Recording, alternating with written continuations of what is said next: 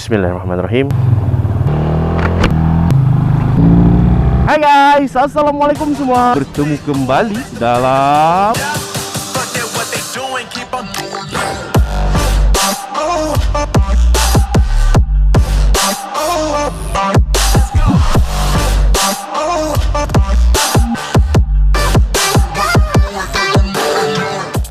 apa khabar korang? Aku harap korang berada dalam keadaan sehat-sehat hendaknya. Okey, InsyaAllah. So seperti mana yang korang boleh nampak sekarang ni kan, aku bersama-sama dengan aku punya dashcam untuk motor yang terbaru. So untuk dashcam yang aku dah pasang dekat aku punya motor ni, ianya adalah dari DDPie. DDPie ni boleh dikatakan antara brand yang well known lah kalau nak cerita-cerita pasal dashcam ni. Mostly diorang keluarkan dashcam untuk kenderaan-kenderaan yang berempat tayar ataupun lebih, macam kereta, lori dan sebagainya kan. Tapi dashcam kali ni ianya memang dikeluarkan khas untuk motosikal. So aku akan sharekan dengan korang dari segi unboxingnya macam mana, lepas tu macam mana pula nak memasangnya nanti, dan aku akan sharekan juga dengan korang dia punya specs dan juga kualiti yang mampu dihasilkan oleh Encik DDPie Ranger M1 ni. So jomlah kita terus ke video unboxing.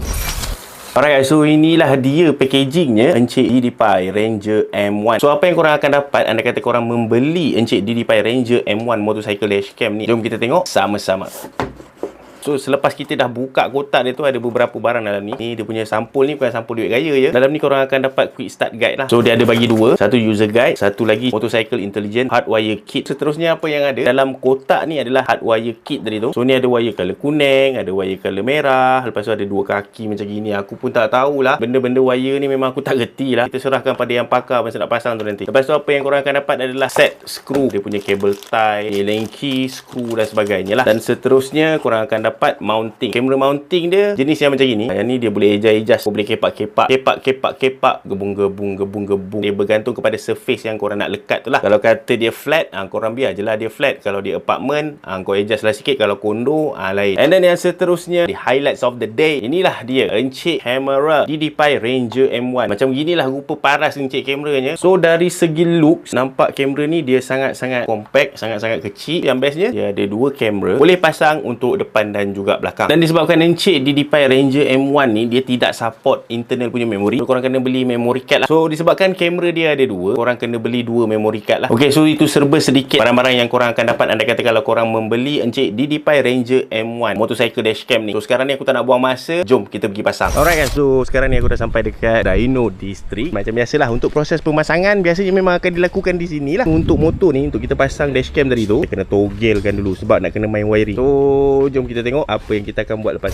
Okey, so motor dah separuh bogel, cover set dah tanggal tapi tak sepenuhnya lah. Dan kita mencari dan jumpa fuse box dia kat sini. Dan plan dia, so kamera depan aku dah letak kat sini, lepas tu yang kamera belakang aku letak kat bawah ni. Alright, so proses pemasangan dia agak straightforward. Dia PNP, tak ada nak main-main potong wayar. Kalau kata motor kau motor baru lah. Dan dia ada 3 wayar tau. Satu kali hitam ni attach kat body. Kalau kuning ni kau cucuk dekat fuse power, yang merah cucuk dekat fuse ignition. Lepas tu pandai-pandai lah kau buat.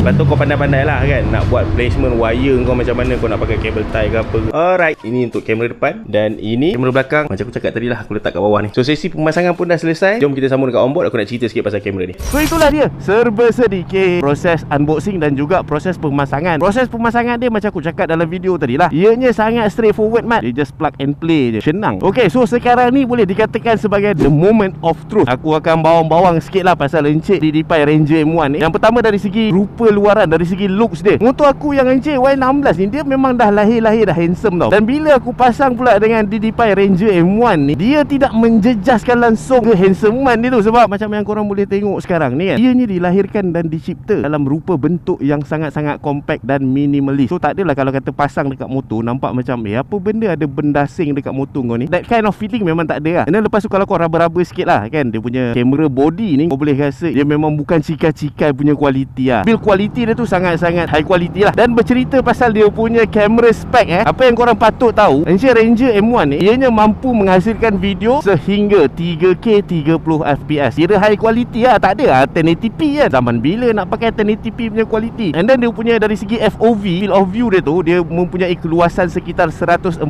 darjah. Kalau nak dibandingkan dengan aku punya action camera yang aku pakai ni kan, iaitu DJI Osmo Action 5 Pro ni, ianya mempunyai FOV sekitar 155 darjah. So Maksudnya beza dia dalam lebih kurang 10 darjah je dengan action camera flagship yang aku pakai ni. Pada aku untuk FOV 145 darjah tu dah cukup okey dah untuk kau letak dan park dekat motor kau sebagai dashcam kan. Dah cukup luas dah sebenarnya. Lepas tu pula Encik Ranger M1 ni didatangkan dengan aperture f1.55. Biasanya kalau aperture yang rendah macam gini, ianya mempunyai high quality video bila mana direkod dalam keadaan yang low light ataupun kurang sumber cahayanya. Dan selepas aku menggunakan dan mengetes untuk footage malam especially, aku boleh simpulkan yang kualiti video yang dihasilkan agak cantik untuk sebuah dashcam. Lepas tu pula Encik DDPi Ranger M1 ni juga ianya support memory card tau. Dia punya kesupportan terhadap memory card tu adalah sehingga 256GB. Dan korang juga patut tahu yang bahawasanya Encik Ranger M1 ni ianya mempunyai IP67 rating. Maksudnya ianya terbukti dan telah menjalani test untuk waterproof dan juga dustproof lah. Kalau setakat nak gedah hujan bak datang lah, lebat macam mana pun kan, dia memang tak ada masalah. So itu secara ringkas dari segi spek yang korang patut tahu pasal Encik DDPi Ranger M1 ni lah. Dan seterusnya aku nak highlight beberapa poin yang boleh dikatakan menjadi antara features menarik kalau kata korang decide untuk membeli Encik DDPi Ranger M1 ni lah. Yang pertama, Encik Ranger M1 ni dia support dual channel punya coverage tau. Sebab dia didatangkan dengan dua unit kamera, satu untuk kau bubuh kat depan, satu lagi untuk kau bubuh dekat belakang lah. Dia mempunyai satu otak di tengah-tengah tu yang membolehkan ianya merekod secara simultaneously. Maksudnya secara serentak untuk kamera yang menghadap depan dan juga belakang. Macam yang korang tengok sekarang ni lah. So apa-apa jadi atas jalan, kau takkan terlepas lah momen apa yang terjadi dekat depan kau dan juga dekat belakang kau. Yang kedua pula, Encik DDPi Ranger M1 ni dia mempunyai ability untuk merekod all day all night. Maksudnya kalau kata kau sehari suntuk atas motor, kau tak perlu risau sebab dia memang boleh record all day. Sepanjang mana kau bawa motor tu tengah berjalan, dan selagi tu dia boleh record, tak ada masalah. Satu sebab dia pakai hardwire kit, maksudnya dia powered by kau punya motor punya bateri lah. Yang kedua sebab dia punya function loop recording tu. Dan selain daripada tu, untuk Encik DDPi Ranger M1 ni juga dia ada satu features yang dipanggil 24/7 parking monitoring. Dia samalah macam dashcam yang duk ada dekat kereta kan, dia ada parking monitoring kan. Tapi beza dia, macam dashcam yang pasang dekat kereta tu, dia akan recording video tu 24/7. Tapi untuk DDPi Ranger M1 ni dia ada sikit beza lah. Dia punya 24/7 parking monitoring ni, dia hanya activated ataupun dia hanya akan record bila ada something kacau motor kau tau. Maksudnya kalau ada sedikit pergerakan, contohnya bergoyang sikit orang langgar ke apa ke, dia akan auto record. Kalau tak silap aku, selama 10 saat lah. The moment motor kau tu bergoncang ataupun bergoyang, maksudnya ada orang langgar ke, ada orang usik ke motor kau. Kalau kata tak ada apa-apa pergerakan, motor kau steady elok je, tak ada siapa-siapa kacau, dia tak adalah recording. So dekat situ boleh disimpulkan bahawasanya dia punya function 24/7 parking monitoring ni dia tak battery consuming sangat lah. Dan setiap footage yang dia auto capture ataupun auto record tu, dia akan save dekat dalam satu folder yang diberi nama sebagai emergency. Kat situ kau boleh tengok lah kalau ada orang tiba-tiba usik ke motor kau bergerak ke apa ke, semuanya dia akan park dekat situ. So selain daripada function 24/7 parking monitoring ni, dia ada dua function lain yang akan menyebabkan kau punya kamera ni capture dan save dalam emergency punya file tu tau. Yang pertama tadi 24/7 parking monitoring, yang kedua collision. Let's say lah kau tengah bawa motor, kedebab kau ada langgar orang kan, ataupun orang ada langgar kau, dia akan auto record selama 10 saat, 5 saat sebelum dan 5 saat selepas, di mana momen pelanggaran tu berlaku lah. Maksudnya kau takkan terlepas lah sebab bukti sebelum pelanggaran dan selepas pelanggaran tu ada. Dia dah capture siap-siap dah dalam kau punya emergency folder tu. Lagi satu lean, L-E-A-N. Maksudnya kalau kata kau tengah bawa motor, kau punya lean tu lebih daripada 40 darjah, dia akan auto trigger lah. Dan lepas dia capture tu, dia akan save dekat emergency file tu juga. So benda-benda macam ini berguna lah kalau kata jadi apa-apa yang tak diingini dekat kau sepanjang kau bawa motor. And then features menarik yang seterusnya adalah Encik DDPi Ranger M1 ni dia dilengkapi dengan stabilization. Sistem stabilization tu dia akan memastikan setiap footage yang dihasilkan stable. Dan korang boleh tengok sendiri hasilnya macam mana bila pakai stabilization ni kan. Dia taklah power sangat macam hyper smooth ataupun rock steady stabilization yang ada dekat action